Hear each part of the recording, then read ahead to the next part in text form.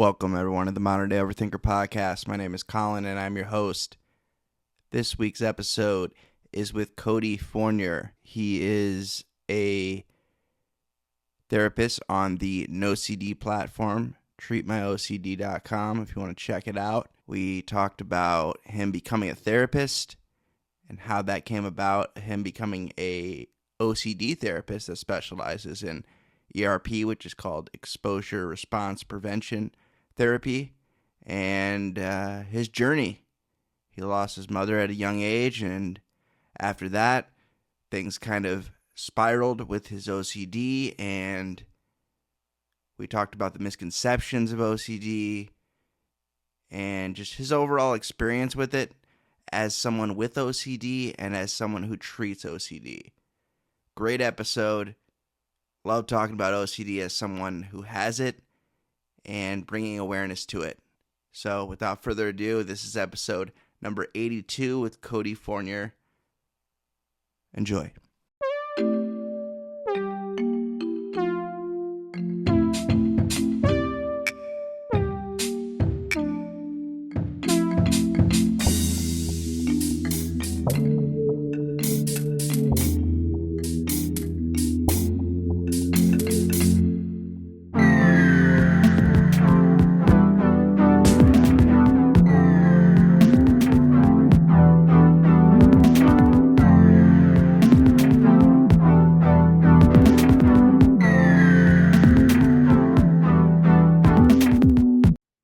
Appreciate you being here, Cody. Yeah, anytime. We're going to talk about one of my favorite topics and one of my least favorite topics at the same time, OCD. Yes. And we were hit with the OCD train around the same time. It seems like within our lifetime. Hit you around, you said 15? Yep. I don't know if I had too many. I can't even remember what I did yesterday, but I don't know if I I understand. probably had some tendencies before that, but I don't, it wasn't as bad until that. That's when it became very apparent that Yeah. something was going on. Yeah. Yeah. So I wanted to give you the opportunity to introduce yourself, let people know who you are, what you do, and we'll kind of go from there. Yeah, well, I appreciate it. Thank you for having me on this podcast. Again, my name is Cody Fournier. I am a licensed independent clinical social worker for the state of Massachusetts. I currently reside in Rhode Island, but I'm, like I said, licensed in Massachusetts. I am an OCD and anxiety specialist and specialize in the treatment of ERP. So I work for NoCD. So I see a lot of individuals diagnosed with OCD and related disorders. And I absolutely love it. NoCD has been amazing to me. I get to help a lot of individuals diagnosed with OCD, just like you and I. And yeah, super rewarding. Also, a little bit about me. I started, like you said, having symptoms when I was around 15 after my mom passed. It kind of hit me really hard. And then, like we said prior to this podcast, that I ended up going through so many different subtypes up until even now. So I'm hoping that we can kind of get into that. And again, I'm very excited to be here. Yeah, it's awesome, man. It's always good to talk to somebody else that can truly understand OCD, because there's a lot of misconceptions out there, and we'll get into the misconceptions in a little bit, because I always like talking about that, because I really like being able to advocate and talk about what OCD really is in the life of someone who has OCD. So kind of started, you said, right when you were right around 15 after your mother passed. And what was the first thing you noticed that was kind of going on? Where you're like, this doesn't seem right. Something, I need to get this checked out.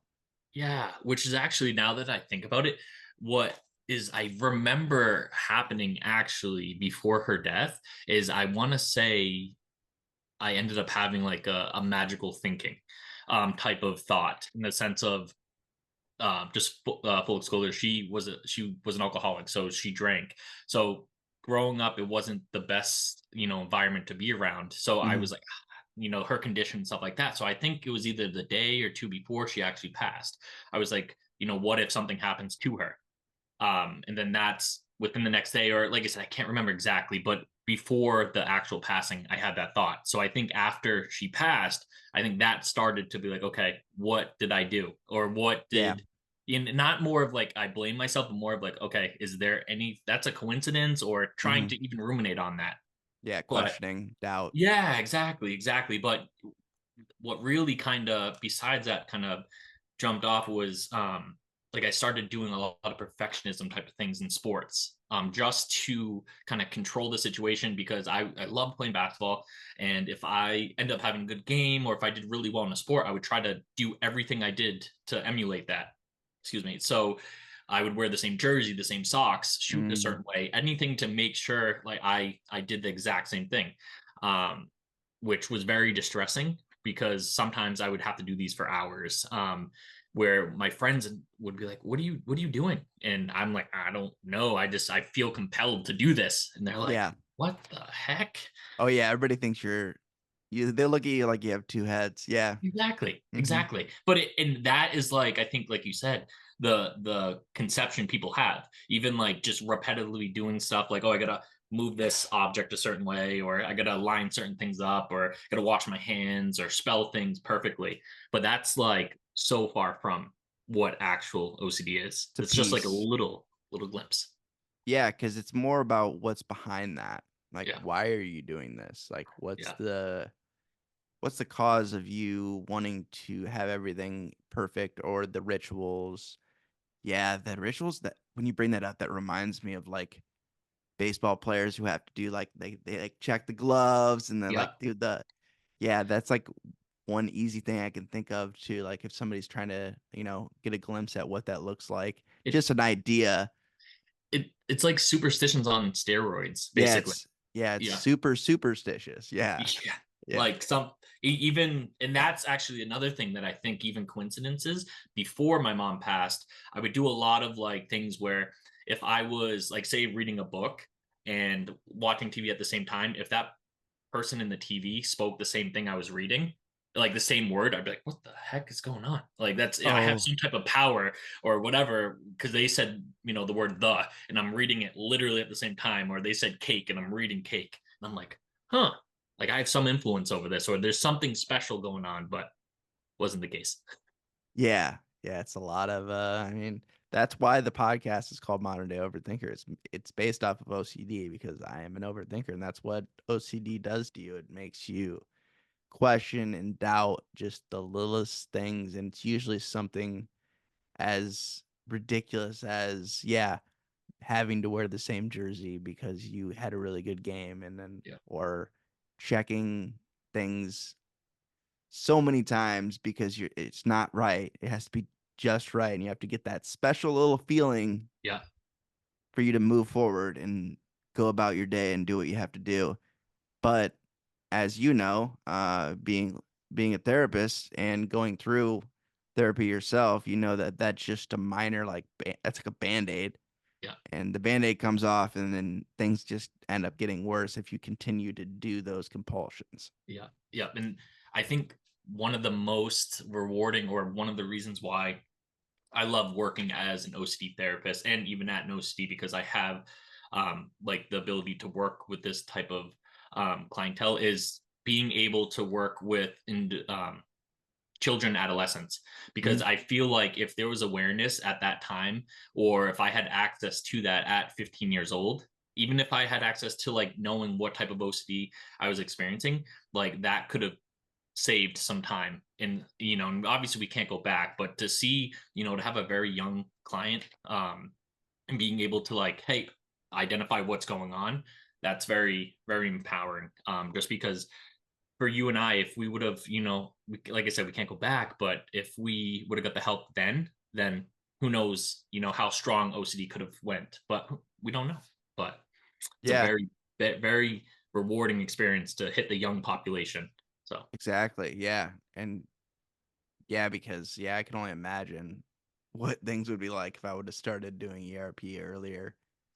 But yeah, it's one of those things. Yeah, I can't change that now. But at the same time, there's a lot of, and I've read that from your story, and when I was reading that article that you wrote that article, correct? And or Yeah, you were I part of helped writing them. it? You helped write it because it. Yeah, they use all the big words. Like they like Okay, kind of fine tuned it. I got it. spoke and they did it, but I'm not a really as good of a writer as they are. But they definitely fine tuned it for me. So Polished it up for you. yeah, yeah, 100%.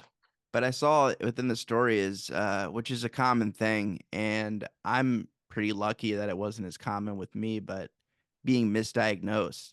So you were misdiagnosed, sounds like multiple times before you found this pamphlet Yeah, when you were in treatment, yeah. and you're like, oh, this makes more sense than what they've been telling me. So how did it?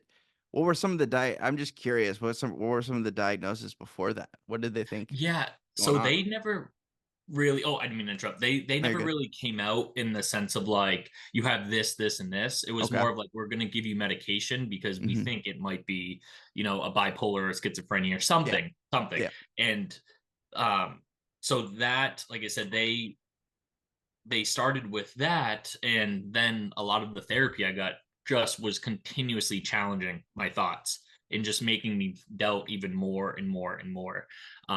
But yeah, I initially when I went into basically I went to a psych ward not knowing what it was because like Hmm. yeah it's gonna be okay, you're gonna hang out with your not friends but you're gonna hang out with people, do groups, play sports. I go in there and they're like, oh, take your shoelaces off. I'm like, what the heck am I in here? Am I in prison? Yeah. But again, looking back, it probably saved my life because I got a pamphlet that talked about the harm OCD that I was experiencing. Um, but definitely, I could always dwell on it, but that definitely was a turning point in my treatment. Not from the people that were there, just from a little pamphlet that one of the therapists I think gave me because Yeah. we had to attend group. So, and I'm like, I'm reading something. I'm not going to just sit here and you know Stare at the not wall. do anything. Yeah. And how long were you in there for? I think altogether it was probably around a week. I Okay. got there on like a Friday. I think the attending doctor wouldn't be there until Monday, so I kind of had to wait all the way until Monday. Yeah, Um, it's always yeah, frustrating. and Yeah. then we came off the medication, and then we went back on. So I was on Zoloft. They tapered me off. They gave me, I want to say, antipsychotic. I was drooling, basically tying my shoes with my mouth, and then I'm like, I'm good. So they put me back on Zoloft, and then they waited a couple days, and I got discharged. But it's all voluntary until, um, yeah. Besides like the beginning, I believe. So So at what age was that? Because that was around 21, okay, 22. So so you had a good, not a good, but like a solid 5 years of 5, 6 years almost of dealing with it, and just like kind of it was a complete mystery. It seemed like from yeah, that. with that, what kind of happened, and I don't know if a lot of people know this, which I'm sure they probably do, but so what was kind of like a turning point with my symptoms is I had a bad trip with synthetic marijuana, Ooh. and that's what end up triggering the harm OCD. Because prior to that, I never experienced panic attacks, and I never had like feeling the dissociation or anything. It was more like I said, the just right perfectionism. For me, that was a little distressing, but that was tolerable.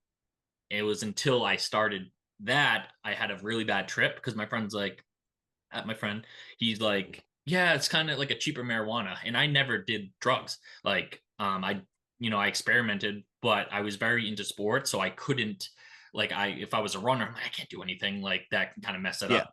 So I ended up doing that, and basically, I had a panic attack. K2, was it K2? Yeah, it was spice. Is that the same thing? Similar. Yeah. Yeah, it was something they got at a convenience store, and Yeah, it that they triggered. don't sell anymore for a reason. Yeah. Yeah, because I ended up getting that high, but it was just like I said. I think I had an intrusive thought of like, what if I have a seizure, Mm. or what if I do? Because I heard a story about it, and then boom, that's what kind of escalated for the rest of my probably 10 years with the harm city. So it was that moment I started getting panic attacks, and then I went to I was in undergrad in Worcester, Mass, and that there was a story of someone that sadly jumped off the parking garage, Mm. and I parked up there. I ended up having the thought, what if I did that? And then that's what kind of Oh. triggered all of the harm OCD. So So it was more of a self-harm OCD. That's how yep, it started. Yep. Okay. And then a little bit of like, around knives and having all these intrusive images and all that fun jazz. But it was a lot of self-harm and a lot of harming others or driving and harming others and stuff like that. All stuff that obviously, as you and I both know, is against our values. We love people, or I love people. I'm sure you love people who Yep. never want to do that, but OCD wants to try to test us. So A lot of tests. Yeah. I yeah, totally understand that. Yeah. It tends to go after what you value the most. And 100%. that could be your life or someone else's life. Yeah. I've also kind of throughout the years, like, yeah, my Harm OCD has gotten, it started off more as like I wouldn't call it Harm OCD, but I've told this story before, but for any new listeners, basically how mine started was based off of a photograph, like back when digital pictures weren't a thing, but Well, yeah, to get developed. This was, yeah, because this was like when I was 13, 14. I think And were you riding on a dinosaur up yeah, at that time? That's a long time ago. a long time ago. Yeah, it's weird. But our school had just gotten a new playground, and they wanted to take a picture for the yearbook with like each of the classes. And I went to private school, so it wasn't like a bunch of people in my class. Yeah, So each like grade did their own like picture or whatever. This is how I remember it anyway. And yeah, I remember having one of my first intrusive thoughts was, what if I flick off the camera? Like I obviously didn't want to flick off the camera. yeah, yeah, Um, it was like, but I knew that if I did that, I would get in trouble. And the fear was like getting in trouble and like disappointing my parents and all this stuff. And that was like where it started. And back then, obviously the photo wasn't digital. I couldn't just look at the photo and be like, I didn't yeah, do it.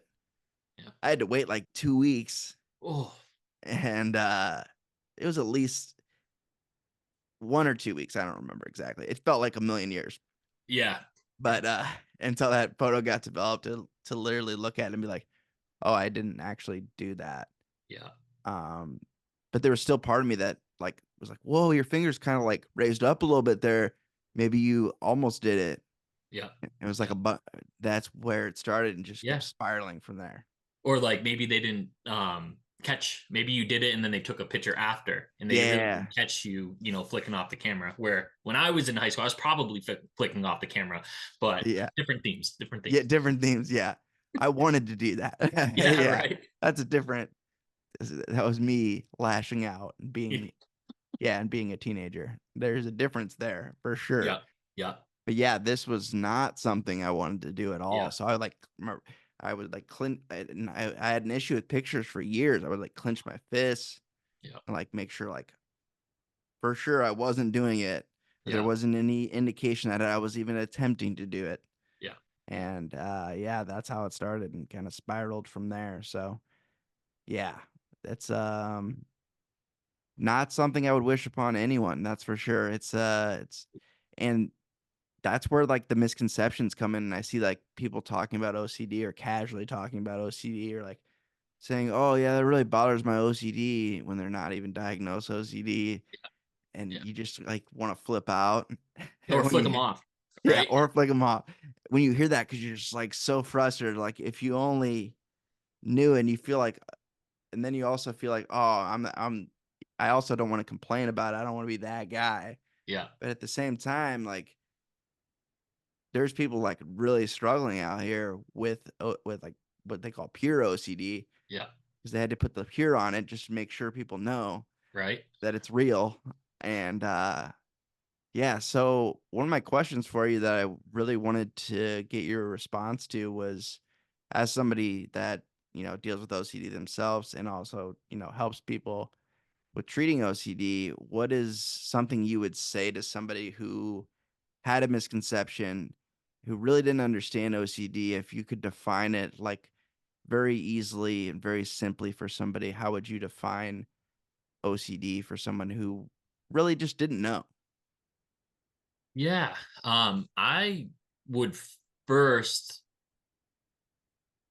say look up OCD on the internet. Just type in OCD, and Yeah. you're probably going to find OCD. And I'm not doing this to broadcast OCD, but they talk about all of their different symptoms in Yeah. OCD subtypes. So like first, just get the real, physiological terminology down. Like look up OCD. There's so many good influencers out there or the different companies, agencies that can actually describe what it is and like understand that process. Hmm. But I think you said it perfect in the sense of like you would not want to wish that upon anyone. And I think in OCD, it's just like an overactive watchdog that is just constantly making sure you're safe, but at your expense. And so the first thing I would do is go online and look up what OCD is, because the biggest misconception, like you're saying, is like, oh, I'm just so OCD. I need to be super clean, or I need to be I have to wash my hands because I got, some food on it. Like I'm so OCD. No, it's like what the misperception is like, yeah, just picture you're thinking of OCD times like 1,000. And then Yeah. that's what probably the true definition is. And it's like OCD is one of, I think the World Health Organization said it's one of the top 10 most debilitating um, disorders. So, like in and of itself, okay, you don't want to look at the definition of OCD. Go look on the World Health Organization and just type in OCD and see that. Like, we're Yeah. not messing around with this, No. right? So, like, um, I would first start by just Googling OCD, because whatever they find is probably going to be better than their misconception in their brain. There's a Yeah. lot of information out there. But I know I kind of just rambled with that, but still, No, it's easy to rant about. I totally understand. Yeah. right? Right. 'Cause Um, it gets us going because it, we hear it all the time and we're just like, man.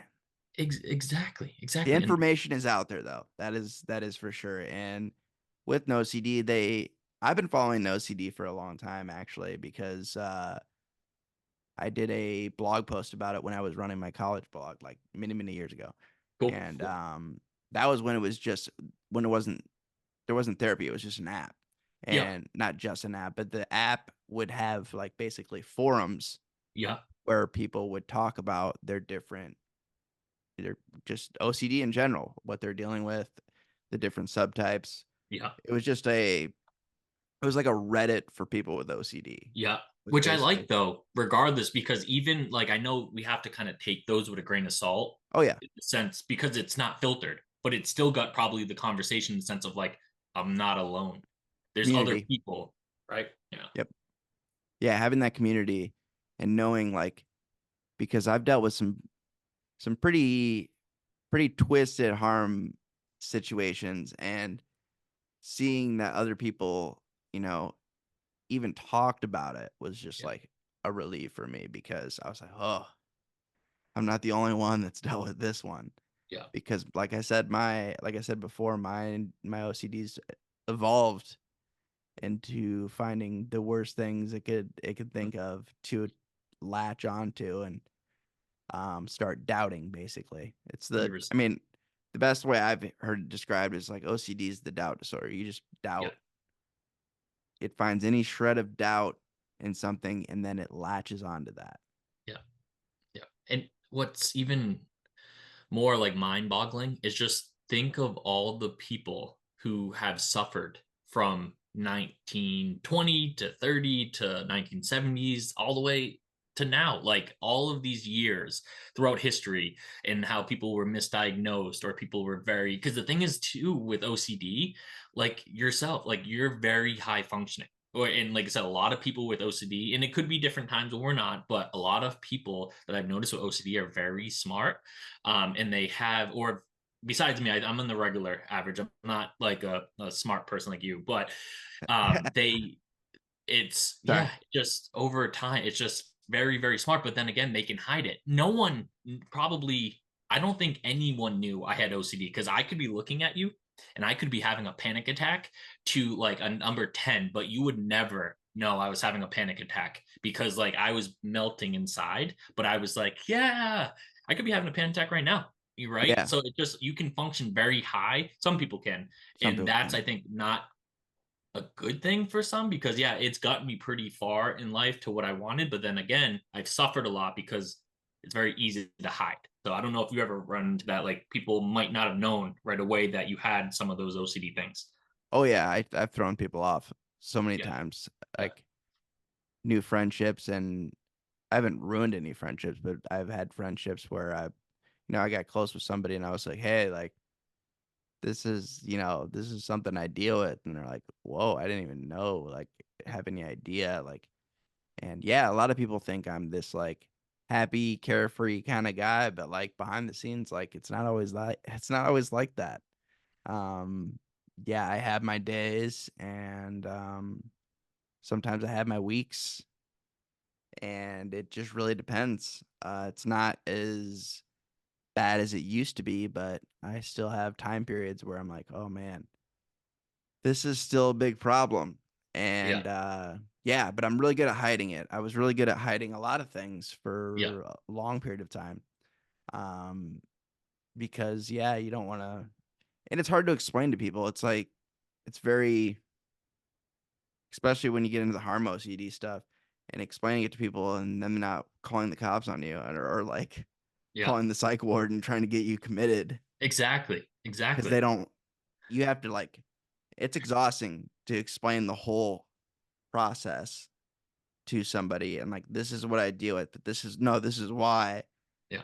I don't really want to do that. And then Yeah. they're like, I've even Yeah. had some people like where they didn't really understand, and where I was like, ooh, I shouldn't have told them that probably because they don't really totally Yeah. get it.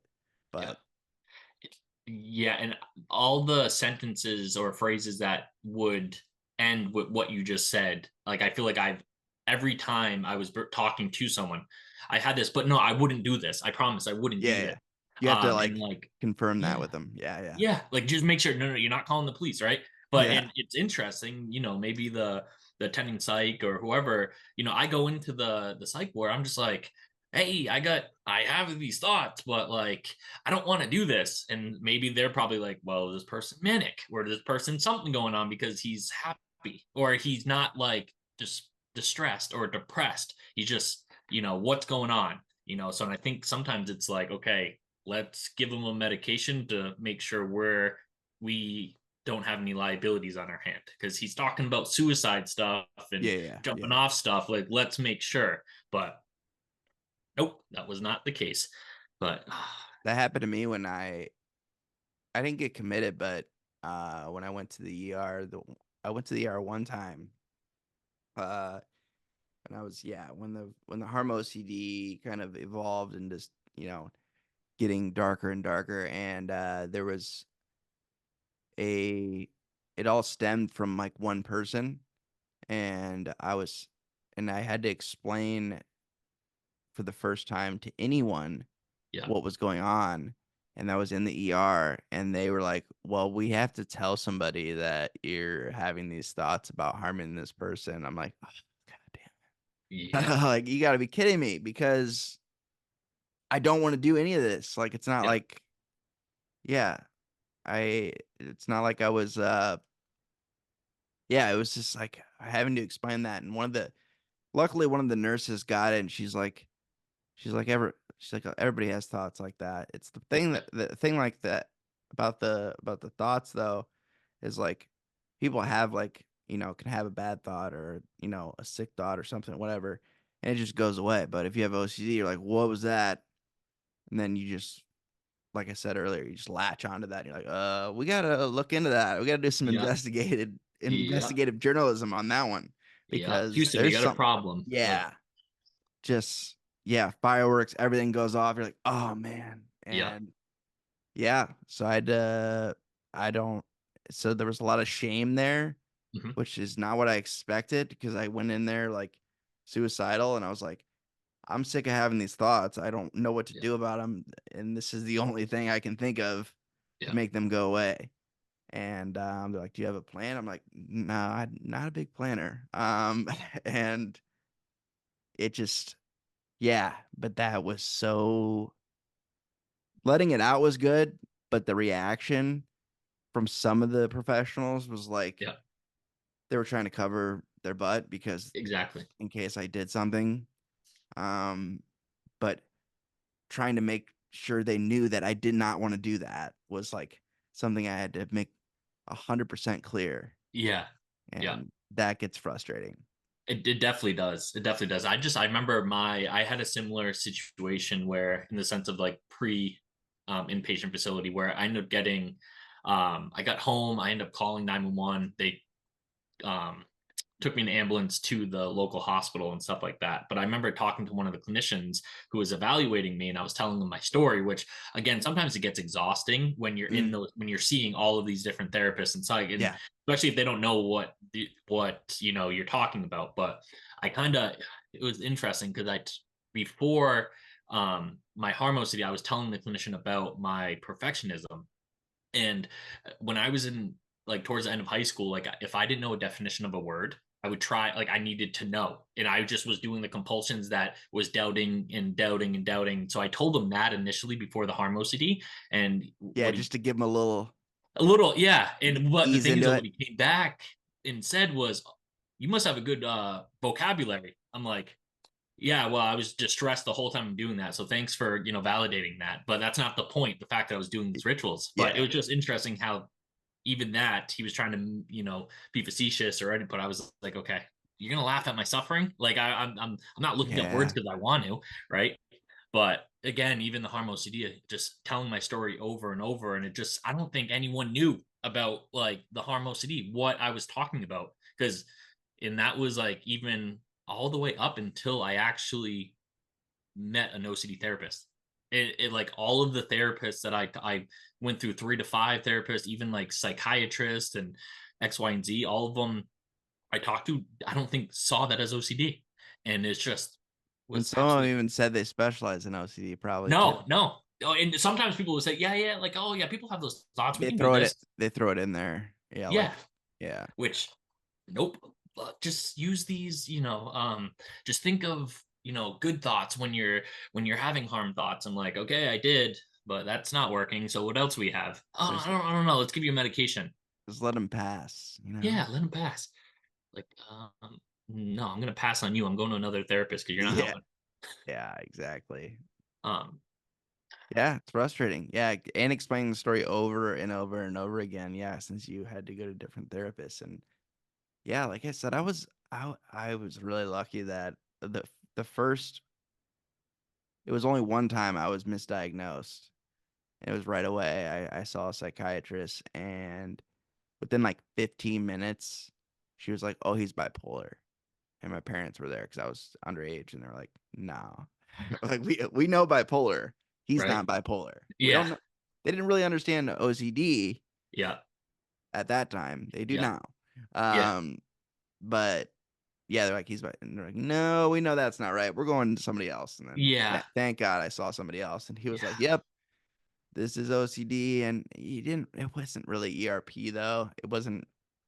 I don't think what anything that I did was like making it worse, but like he kind of knew, but it was also like at the same time, I feel like there's been so much research and so much done within the OCD community, within just in general, within the mental health community about OCD, and OCD has been huge for that. They're like one of the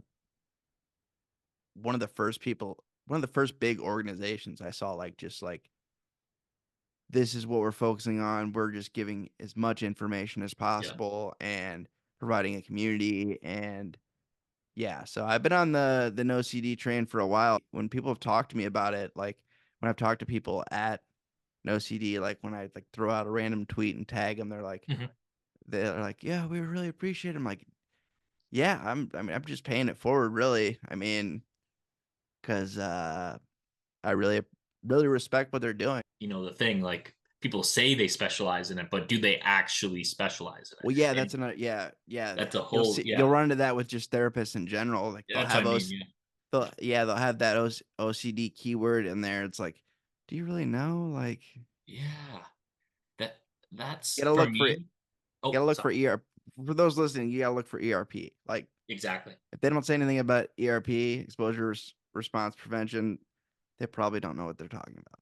Exactly. Exactly. And a couple other one, like there's inference based CBT, which is up and coming. That's a really Okay, good one too for cogn individuals with like taboo. thoughts, and stuff Okay. like that. So I haven't done it, but I have watched some of their videos. If you go on their site too, they're awesome.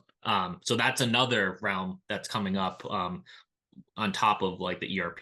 But ERP is the gold standard, and it's helped me tremendously. Exposure and response prevention, but Yeah, absolutely. Because uh, yeah, and then and I've seen No CD grow so much like over the yeah, last few years. It's been like they've really been, yeah, just yeah, the growth has been like insane because I know obviously they've been around for a while, but just within the last couple of years, I just like seeing their social media everywhere, and like yeah, then they got Howie yeah, Mandel, and I was like, yeah. I haven't all met him right, yet. I want yeah, to. yeah. Um, I was talking to somebody over there, and I was like, they brought up Howie Mandel, and they're like, yeah, we probably can't get him on your podcast. I was like, yeah, I kind of figured that. yeah, I'm like that not makes sense. I'm not unrealistic here. Like Yeah, that would be awesome, but right. Who knows? You never know though. Maybe he sees it and he's like, hey, at some point maybe. But I think he is one of those people like his time is very valuable. So I get it. I it'll get it. probably cost me something, and I'm not gonna pay people to be on my show. That's I Dude, can't do that. you shouldn't have to either. You shouldn't No, have to. I'm not going to. No, I You think pay me that's in how. cookies. Oh, sweet. I got a Or buddy actually that's trying to perfect. Shout out to Zach Vaughn. My buddy is working nice. on perfecting a chocolate chip recipe, chocolate chip cookie My recipe. man. He's like on it. Like he's one of those people. Like if he does something, he does it like 1,000%. Nice. And he's just like that. He gets on these random kicks, and that's what he's on right now. He's just trying to perfect. I haven't got a hold of him yet. He's probably out of the cookies to try this batch, but maybe next Cool. batch. No, that's great. That's great. Yeah. And like you're saying too with no CD, I actually sought treatment there. And then my Mhm. therapist was like, "Hey, you want to work here?" Not Yeah. trying to solicit me, but I was like, "I think that'd be cool to work in no CD." And she's like, "Why don't you apply?" I'm like, "All right, I will do." And then I ended up, boom, I applied there, because I was um a therapist, but for a different, like I was working with trauma and other diagnoses, but it was, yeah, I had no CD. I was getting treatment, and then I'm like, this would be cool to give back, kind of like what you're saying. And then it Yeah. hooked me. Once I started treating clients and seeing the reward that I was getting and the progress that they were getting with ERP was like mind blowing, amazing. I cannot. There's some stories that I felt that I could not put into words because of the progress they've done. Just to, like I said, a lot of people suffer like you and we have suffered, and sometimes I would be lying if I said if I didn't suffer still, in the Yeah. sense of like getting that whoosh of intrusive thoughts here and there. But again, it's I'd rather get that and nip it in the bud than continue to suffer like I did for years and years and years. So Yeah. The awareness is there. where exactly Yeah, like the awareness, like, oh, I need to work on this like right away. Otherwise, I know what's gonna happen. exactly. And it's, yeah, like I was saying in the article that was written about me, like I there was a time with the Harm OCD where, like I was saying, I didn't want to wake up.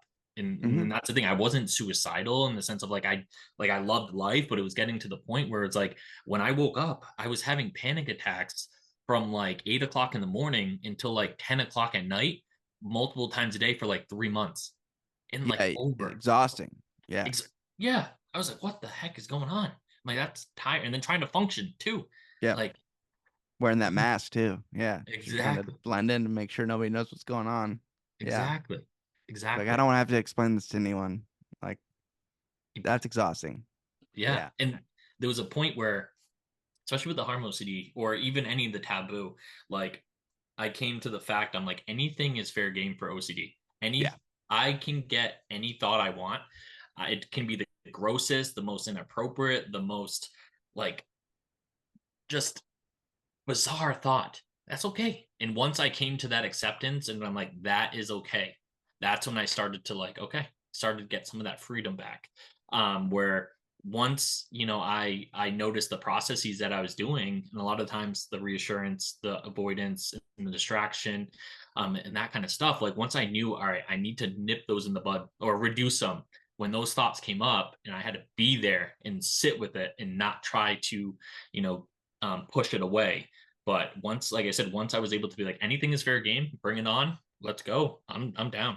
That's when my brain started to say, like, the watchdog in my brain said, okay, I think Cody's not, in danger because he's getting that corrective experience and he's responding differently while that false alarm is going on. So once I kind of let anything come up, I'll have those thoughts nowadays, or like I'm on the couch and weird thoughts come up, and I just cool. That was a great one, OCD. Awesome. I'm still gonna eat these 40 cookies Yeah. while having these intrusive thoughts. So bring it on. Sounds good. So Yeah, it's just you don't get stuck. yeah, And like I had a situation earlier where I like froze up.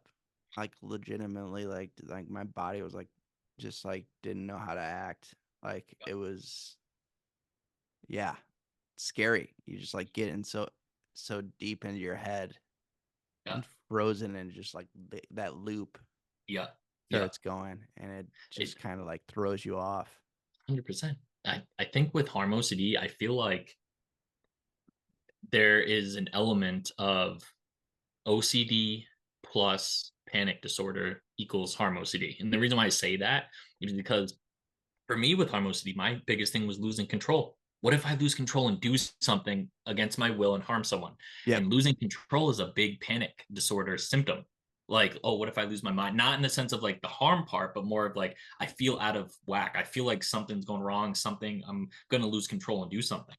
And what is very interesting or very scary, and for me, when I was experiencing really heightened harm OCD, is that panic would come on top of the intrusive thoughts that would make those intrusive thoughts so real, and having Hmm. those intrusive urges and intrusive sensations, all of these things that can come besides just intrusive thoughts, make me like, why am I having these? I'm going to lash out and do something.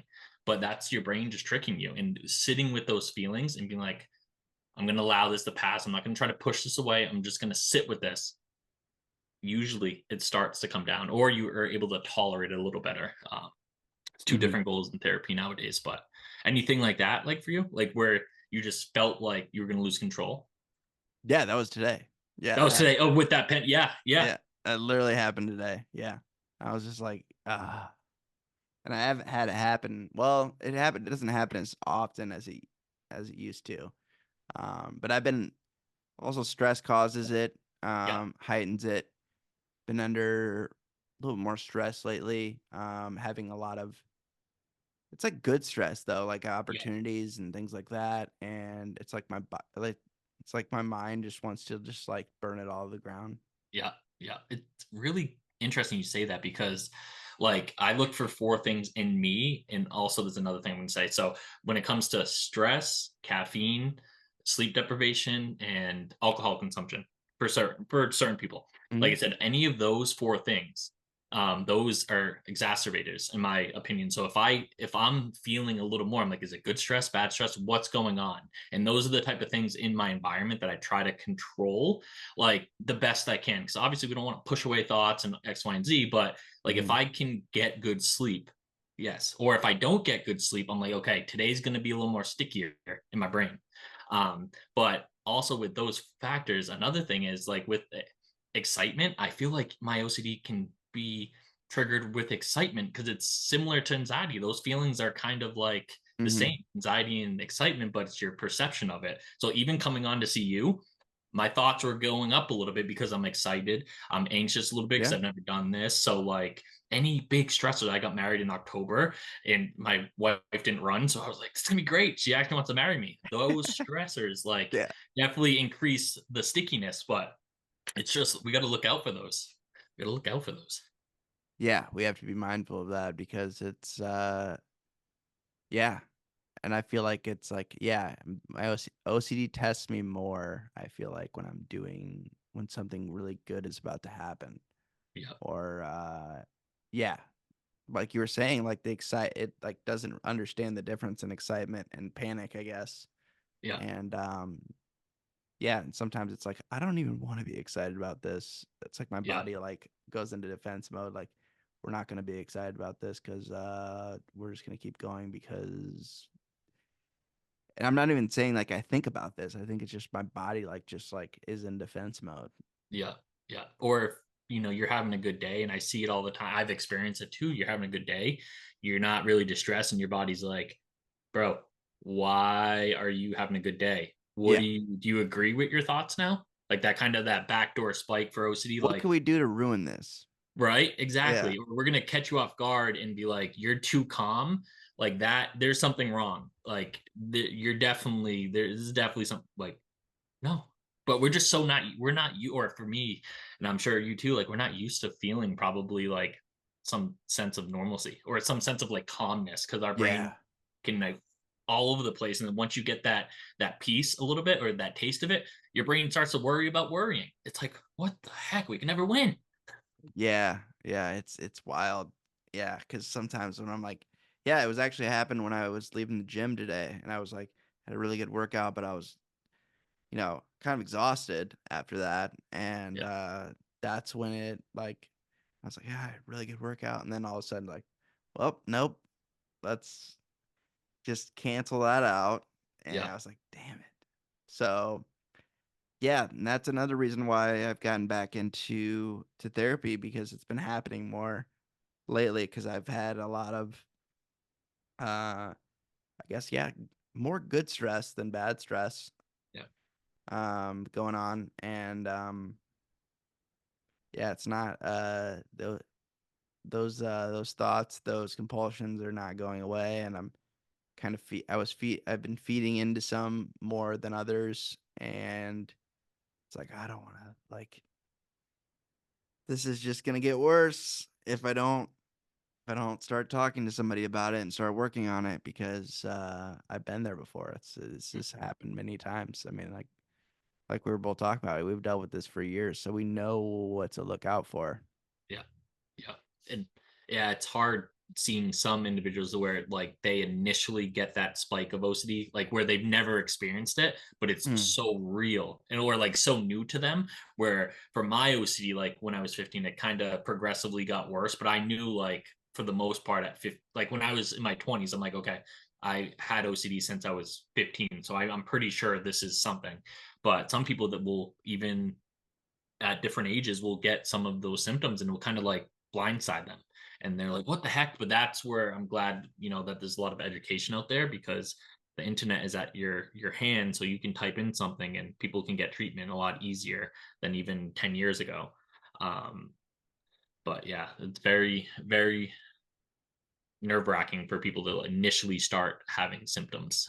And if oh I yeah. could give any advice for someone that's in like treatment, or the one of the biggest things is like we have to feel emotions, like, and we have to not try to push away certain things. So like our brain is going to always send us all these, as these scary thoughts or taboo thoughts or whatever thought it is. But like when we don't work towards actually showing our brain that we can learn to be with that fear, that's gonna be a problem. We have to sit with that emotion, or to show our brain like we can tolerate that emotion. I think society in general, or a lot of people, they don't want to feel anxiety, or when panic comes up or anxiety comes up, the first thing they want to do is push it away, or Yeah. they start to see like anxiety as being connected to something that's real. Like I feel anxious, therefore there's a problem. But Hmm. it's not always a problem. We're supposed to feel anxiety, just not 24/7. We're supposed to do it when the bear is in the room, not, or a bear is chasing us, not when Yeah. we're, at the gym going home and then all of a sudden we have a whoosh of anxiety. But Yeah. that's the hardest thing, is that whoosh that you get from that intrusive thought. But sitting with it is when the learning happens. But easier said than done. Easier said than done. Yeah. Definitely easier said than done when you're like, I don't want to. Yeah, I don't want to stop and think about this, or because then people might notice, and it's like a whole thing, like Yeah. especially when you're out in public. Yeah. Yeah. That's why you could try to, yeah, just keep doing what you were doing, in the sense, ideally, I know there was times where like just caught me in right in my tracks, and I'm trying to like figure out why I'm having it. But if I was out and about, I would still try to, do what I was doing. There's times where like with heights, very, very big trigger for me just because of the fact of like Hmm. hurting myself. So like if I ever had an inclination of like, oh, we're gonna be high up today for some reason, we're gonna be doing this, X, Y, and Z, my brain's like, we're going up there. We're driving over bridges. We're doing like I would not allow my OCD to be like, nope, we're avoiding or we're doing Yeah, this, avoidance. this. We're going into it. Cause yeah, once that inclination of like, oh, this is bad, that's where that watchdog is like, you just mark that as being important. So I'm going to keep you alive because I love you, and I'm going to keep sending these over and over and over. But then again, it shouldn't be sending you that over and over and over. So yeah, it's tough, but it's doable. I've done it. I've done it. There Yeah. was times I was doing my ERPs for a long time. I was at like an 8 or 9 out of a 10 for anxiety, or even a 10. But I'm like, I'm sitting there, but it's worth it. Short term discomfort for that long term gain. That's kind of what got me through treatment. So Yeah. Yeah, definitely. I definitely understand where you're coming from. Um, yeah, the ruminating is the biggest one for me. Is just like something happens and I just continue to like replay the scenario in my head and like I could have done that. I didn't do that right. yeah, And that has been like the theme lately is been what's causing me the most stress or adding yeah, to my stress load. yeah. We try to, like we were saying before, like look at the process instead of the content, and that's what's like interesting about OCD. Everyone's OCD is different, but Mm-hmm. sometimes you have the subtypes, but it's not really always about the content. It's about the processes behind it, what we're doing, and what we try to resist those ruminations and try to resist doing the distractions and all that stuff, because those are the processes, the reassurance seeking, those are the processes. So like with even rumination, like non-engagement type of responses are really good to try to nip it in the bud, so then your brain doesn't consistently go down. Yeah. Because once you throw something like a wrench into that cycle, yeah, you're probably going to feel a little anxious or very anxious, but you're still showing your brain, hey, I can change up the narrative a little bit. Like I don't need to do a compulsion, but it's hard. It's not easy. Yeah. Yeah, and the ruminating doesn't really lead to more compulsions. It just leads to just replaying the scenario in Yeah, my head and just like the whole what if and the doubt and all that stuff. And it's like, and I know like, why am I even doing this? Because that already happened. Like, I yeah, can't do anything about what already happened. Like, I can't change that scenario. There is literally, I don't have a time machine. I can't do anything, you know? yeah, yeah, And one thing that stuck out to me, well, obviously a lot of things stuck out when I was reading that article was you talked about sleep being like an escape. And yeah, that is very we share that in common because people still don't understand like not some people do. And because some people like will think it's just depression and yeah, which depression can happen from yeah, OCD. It yeah, can lead to depression, but sometimes, yeah, it's difficult for me to get out of bed because I know how exhausting my day is going to be. yeah, Like my body already like just knows that what I'm gonna have to deal with, especially if I'm in like OCD compulsion mode. yeah, yeah.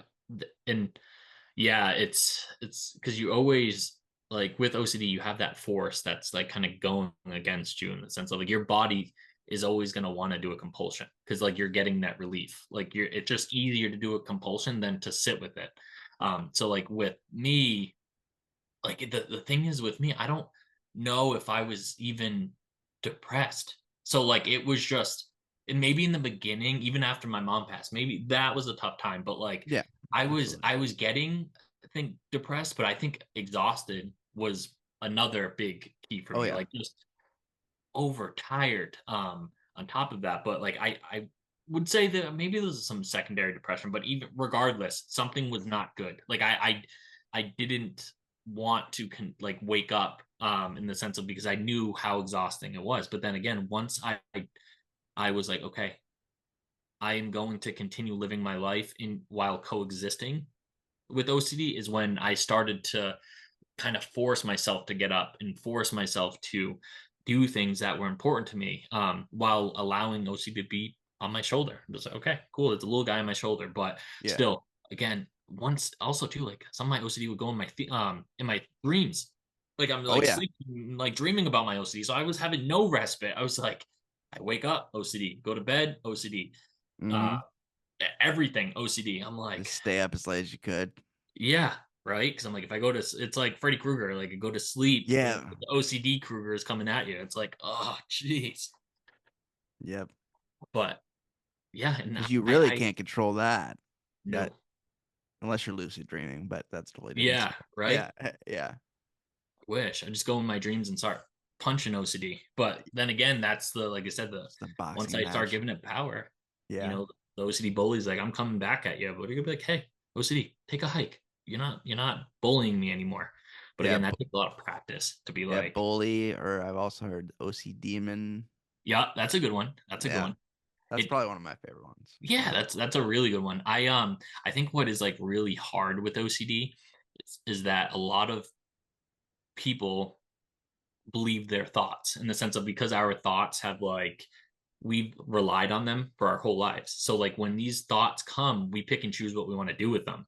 And like when we are having these harm OCD thoughts, like and they're coming and images are coming and stuff, like we're like, oh my God, that's ourself, that's us. Like that, why am I having these thoughts? Is this a repressed desire? What does this mean? X, Y, and Z. And that's all the ruminating, all the kind of trying to figure out why. But it's we don't always have to believe everything that comes in our brain just because your brain gives you a gross scary image and you try to go back and try to like why and replay it. It's like that's giving it power, but still we have believed our thoughts for so long, but we don't have to believe our thoughts because sometimes we look through the lens of OCD, but once we start taking our those glasses off and seeing OCD as a separate externalized being or part of your brain, that's when we start to have more of a choice. So Hmm. Yeah. You very have to hard. look at it separately, and because it doesn't match what you really want to do. Like it doesn't Exactly. match your values, as you were saying. Yeah. Values, and reinforcing my values and reminding myself of my values is has been helpful. And sometimes though it gets to the point where it's like I but wait, and it's Yeah. like that what if Yeah. that, you know it's just a bunch of questioning. And yeah. And also another thing I like, as far as describing OCD, that I've heard is just calling it the doubt disorder, because I think just it just made some when the first time I saw that or heard that, I was like, yeah, absolutely. Yeah. Yeah. That's, I think, the tendencies I had before my mom passed. I feel like I doubted everything or I Yeah. couldn't make a decision. I feel like that is like an innate thing that people are like predisposed potentially to is having some type of doubt in whatever they're doing.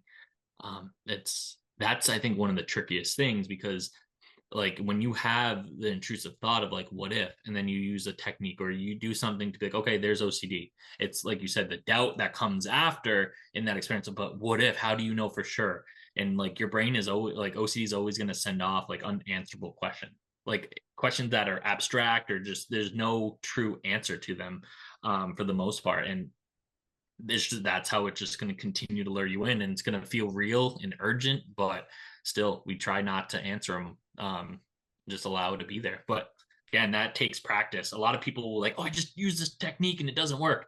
It's like OCD treatment usually is not instant. Like you No. don't, it's usually like, oh, I just had a good day or I had a good hour. It's not like something that happens right away. It's more like you see this progression, that happens and you're like, oh, okay, that I feel a little better than I did, 2 months ago. But I wish it was that instant gratification, like eating a cookie and be like, "Ooh, Yeah. that feels good," but that Yeah. does not happen. I feel like it's that's why a lot of people who have any not any mental illness, but a lot of people with mental illness, like, and I've noticed that it's a very common theme in people who abuse substances, whether that's drugs, alcohol, whatever. And I've noticed that because I've been in recovery for a while now, and I, go to meetings and I listen to people, and I'm just like, man, it's either mental Mental illness is something that coincides with addiction or trauma or both. Yeah. 99% of the time. Yeah. Yeah. And this is, I know, a personal question, but do you feel Yeah. like your substance use was that as a like a compulsion in the sense of like were you doing that to escape the harm OCD? Oh yeah. Yeah. It Yeah. was an escape. Um, just fear in general, Yeah. not necessarily OCD. Fear, just yeah, in general, like Just of in general. Yeah. And that's to go back, like that's what, you know, the feelings, like they're called feelings so we can feel them. And I think a yeah. lot of people they don't want to feel fear or Mm-hmm. feel anger and all that stuff. But that's that toleration where once we start to feel it, like our body says, hey, we can live our life. But that's I want to say avoidance in general, with like we were saying before, avoidance of feelings is very, very detrimental to people. We gotta feel these. But again, it's uncomfortable. So I get that. I just addiction is that can be a whole nother Yeah, whole another chapter, episode. book. Yeah. Yeah, because like Oh yeah. OCD, you do a compulsion, but then you throw in substance use, like that is a whole nother type of suffering. I would in Yeah, I try not to when I'm that's why I know I need therapy because I can't go to meetings and start just sharing about my OCD that everybody's like, right. "Yeah, I can't relate to that. Where I Like what the what is yeah, it? like Maybe they can. Who knows? But some still, of maybe them, maybe one yeah, of them but will listen. I get it that's though. not what the meeting's for. It's like, I gotta not separate myself and, Yeah, act like, because we all had our, reasons for whatever we use. That's the thing is like with addiction, and I always try to talk about addiction as much as possible because a lot of people have misconceptions about that as well. yeah, They just think, oh, this person isn't mentally tough enough to, handle substances in moderation or whatever. But no, most of those people are escaping something. yeah, And it could be something they don't even know what they're escaping. It's but once you actually take the substances away and start looking at it and start feeling feelings and really diving deep into things, you start to realize, oh, this is why I was that way. This is why I was doing that. And being able to see that is very rewarding. And it's almost like it's a superpower. And sometimes it's annoying, but it's it's nice to be able to, really enjoy and you enjoy more of the little things too when you're not avoiding things or because that's just another way of avoiding things is using substances. That's just another way of escaping. exactly, exactly. And yeah, I don't think the article mentioned this, but my mom actually passed away from addiction. That's what Yeah, happened suddenly. She was an alcoholic, and then over time, like it just caught up with her. And you're supposed to, you like know, cirrhosis or like no. So you with in substance world, like when you're coming off of like alcohol or benzo, like you need Valium, you need oh, she those was withdrawing. she was withdrawing. Yeah, she would kind of like detox, and sometimes she went to Yep, detox, and she was an amazing mom, but um she would try to do it on her own and without knowing. And but then the doctor's like, if you keep having seizures, and that's why I would yeah, see her have seizure. If you keep having seizure, like it's gonna be harmful. And that's what yep, happened. She ended up having a seizure, and then she passed away. But that I have a theory, because I was, like I said, 15. A lot of the times, like a lot of my memories were of her drinking, like as I got a little older, like 13 to 15, stuff like that. But I have a theory that she had OCD, and that what her drinking was doing was acting as a compulsion, because she would drink every day. But I don't know if it was OCD or just anxiety. But again, yeah, that it's no joke. So like when people say like things about addiction, I take that personally because I saw someone lose their life because of maybe not getting the right help. So like when you say that, I'm like, I can definitely feel that's very strong. And that's, like I said, I don't, it's just a theory. I think there was other stuff going on, but oh yeah, man, obviously, yeah. anxiety and stuff, like people want to drink for a reason to get rid of that, but there's so much more out there, which, I'm glad Yeah, that you're doing good things because you're doing amazing things. I appreciate that. And the thing is that I like to talk about too is like alcohol, just specifically like the the just the our society has gotten better at it. I've noticed more people like going the sober route just for health reasons. Yep. Yep. And but alcohol is so bad, man. It's I'm not saying like no one should ever drink or whatever. I'm not gonna be that guy, but Yeah. there's people that can, socially drink and live their life. There's a lot of people that can do that, obviously, but it's such a bad substance that has ruined so many lives. It's like, when are we gonna actually look at that a little bit further? I feel like it's looked at, but not enough because at the same time, it's big business, a lot of Hmm. money. There's a lot of money in alcohol. Yeah. And the convenience of it is a scary, It's scary thing. everywhere. Yeah. Like, that's what It, most people, I mean, most people who relapse, even if weren't even a drinker, they're like, yeah. well, this is right there. Yeah. Yeah. That's what I've noticed. A lot of people I've known, or I do know, like that will be the the drug that will get them to continue to relapse even more. Like they'll get 5 nips for $5, and then they start going and X, Y, and Z and doing Oh, other yeah. drugs. But Yeah, it just opens Pandora's box, is all it oh, does. 100%, 100%. But it's like, and I've worked in the past, and I've known a lot of people with substance use, and it's something's going on in the Hmm. sense of like sometimes there's people just I've known people that just don't they can't get treatment for some reason. Like in the sense of like they just are not aware of Hmm. something because their addiction has gone so far, and it's like there has to be more research on that. It's there's people like, oh, it's not a disease or not I'm like, it's something. I don't care what you call it, Yeah. something is changing or something's going on with that. So like, don't be so ignorant, help them. But Yeah, yeah. at a certain point, it's no longer, that's where it no longer becomes a choice. It's just, Yes, this 100%. is just what I do, you know? And yeah, for a long time I thought, this is what I'm going to do until I die. Like, this Yeah. is how I'm going to live my life, until I figured out, oh, I don't have to do that. And yeah, that's when things started changing. That's when I started the podcast. That's when I started just like really trying to get back and also just have conversations about mental health in general, whether that's substance abuse, whether that's, a specific disorder like OCD, or whether that's just like living a stressful life, like just talking about Yeah. life in general and not being afraid to have those conversations. And yeah, so I really appreciate you sharing your story, and I will obviously link that article Cool. as well so people can read more about it. And yeah, I could talk. That's the my biggest issue with doing the podcast is, when do I end the podcast? Right. Because I get these people on here that are interesting like you are, and I just want to talk to you and just like continue to like, Yeah. because we could jump through so many different hoops and avenues and could just go forever. So I have to find a point where I'm like, okay, we should probably wrap it up. We all have lives. We got things to do. And also, I'm not Joe Rogan. No one wants to listen to me for 3 hours. Hey, Fair you never enough. know. Never know. Yeah. I But don't want to listen to Joe Rogan for 3 hours. So I don't know. Like, I way get too it. long. It's way too You're long right. for an episode.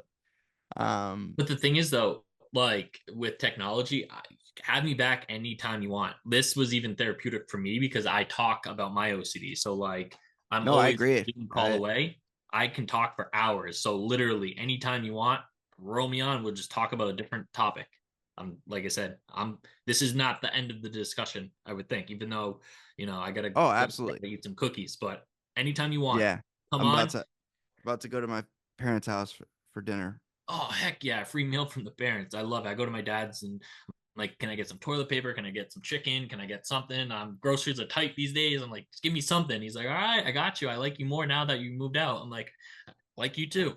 But no, Yeah. anytime you want, literally hit me up. I will come on a podcast, and because I have, like I said, a history of PTSD, generalized anxiety. Anxiety's been better, OCD, and other stuff. So, like I said, pick my brain, I'll pick yours. But anytime you need me, it's a pleasure being on here. I have, like I said, an Instagram. It's not as cool as like other influencers, but you got to start somewhere. So I'm just throwing some True. education on there. Yeah, it So looks like you're.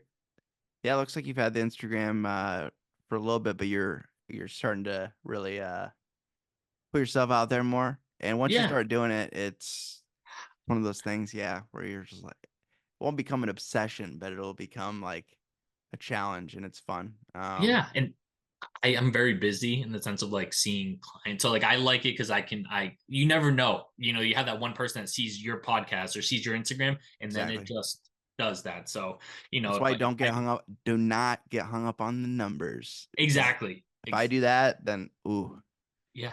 Like, yeah, if even if it was like, two people following me, because my dogs, I think my wife made them Instagram accounts. Even if they were following me, like, yeah, hey, cool, all right, I got 2 followers, but I really don't care. Someone can find those posts. So just keep doing what you're doing. Now, like I said, I'm gonna do what I'm doing, and if I don't go in it doesn't matter. I'm not trying to make money from it. Like I just want yeah, to do exactly. awareness. But like I said, anytime you want me, send it out. I'll be here. Sounds good, man. Well, yeah, I appreciate it. It's always good to have somebody else that I know within the community that has OCD as well, just like as another peer in general. Yes. Another male peer Not, as well. yeah, which there's not as many of them. Ton of women killing it Yeah. with the influencer game, but yeah, there needs to be more of us dudes talking Yeah. openly about this. Yeah. And the thing is, though, there's so many female influencers there, but that are way better at therapists than I am. Like I've learned probably from all females. A couple males, but like the Yeah, girl game is crushing it.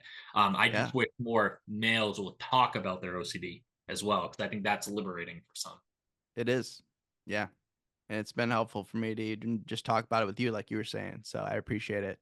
Cool. But yeah, we'll go ahead and wrap things up here. But I appreciate you being on, Cody. And until next time, this is Colin from the Modern Day Overthinker podcast signing out.